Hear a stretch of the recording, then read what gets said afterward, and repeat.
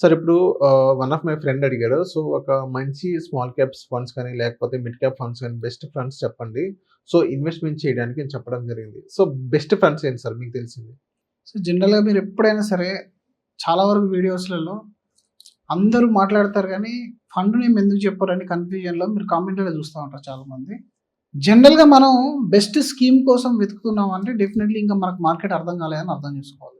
Best scheme అంటూ ఒకటి ఉండదు ఇప్పటికి. మీరు బెస్ట్ స్కీమ్ కోసం ఎప్పుడైతే వెతుకుతారో అప్పుడు మనీ లాస్ అవ్వడం తప్ప మీరు గెయిన్ అవ్వడం ఉండదు. ఎందుకంటే ఇది మనం చెప్పింది కాదు. మీరు పాస్ట్‌లోకి వెళ్లి చూడండి. దాదాపు మనీ కంట్రోల్ లాంటి వెబ్‌సైట్, వాల్యూ రిసర్చ్ లాంటి వెబ్‌సైట్‌లో వాళ్ళు 5 స్టార్ ఫండ్స్ అని ఏవైతే అంటారో అవి ఎవ్రీ 2-3 ఇయర్స్‌కి ఒకసారి వాటి ర్యాంకింగ్ మారిపోతా ఉంటది. ఇప్పుడు ఈ 2024లో నంబర్ 1 స్కీమ్ అనేది వర్స్ట్ స్కీమ్ అవ్వచ్చు 2026లో. బెస్ట్ స్కీమ్స్ అన్ని టాప్ కేటగిరీలో ఉన్న ఫండ్స్ అని 1 ఇయర్ లోపల మీకు లాస్ట్ 250 ర్యాంకు, 200 ర్యాంకు రావచ్చు. లాజిక్ అనేది తెలియాలి అసలు. దాన్ని స్ట్రాటజీగా ప్లాన్ చేసుకోవాలంటాం. స్ట్రాటజీ కనుక ప్రాపర్ ఉంది అని అంటే ఆటోమేటిక్‌గా మీరు బెస్ట్ స్కీమ్స్‌లో ఇన్వెస్టెడ్ ఉంటారు.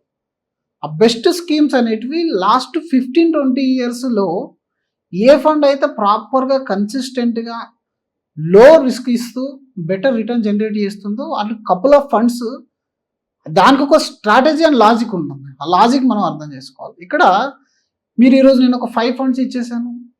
మీరు 2 ఇయర్స్ తర్వాత వచ్చేసి సరే మీరు ఇచ్చిన 5 ఒకటి కూడా ఇప్పుడు టాప్ 5లో లేవు అన్నారనుకోండి.